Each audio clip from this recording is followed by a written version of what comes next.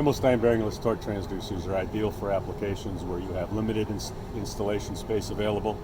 They provide a more compact installation, take up less space than traditional shaft-style units. Our models have several significant advantages over competitive units. The first is ease of installation.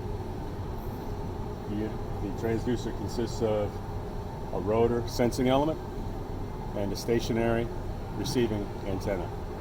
We use wireless transfer for transfer of power to the rotating side, and then to bring the torque signal back off the rotating side to the stationary receiver.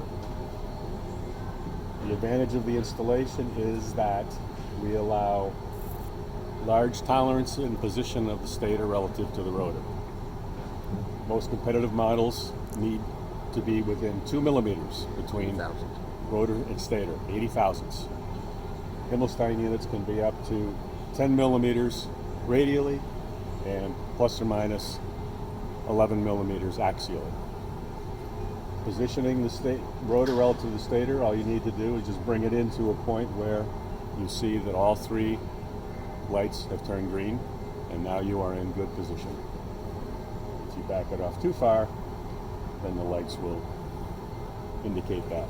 Okay, so bring it in, and that's all you need to do without any additional tools to provide the correct spacing between the rotor and the stator.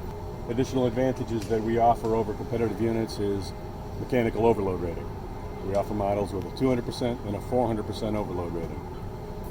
That allows you to size the sensor more closely to the range of your operation without compromising accuracy.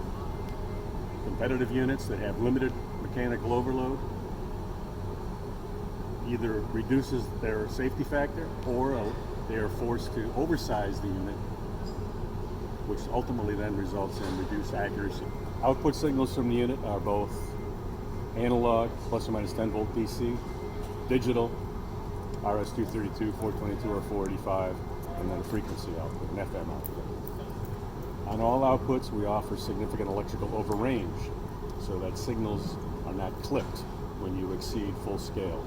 Competitive units have very limited electrical overrange. For example, they would clip the analog output voltage at 10.2 volts if full scale is 10 volts. Clipping those peaks will result in an erroneous display of the average torque value. Our units will actually extend up to 15 volts on the analog out, so 150% of electrical overrange. So it allows you to get more accurate representation of the average torque values. These units are available with accuracies of 0.04, 0.02, and 0.01% of full scale.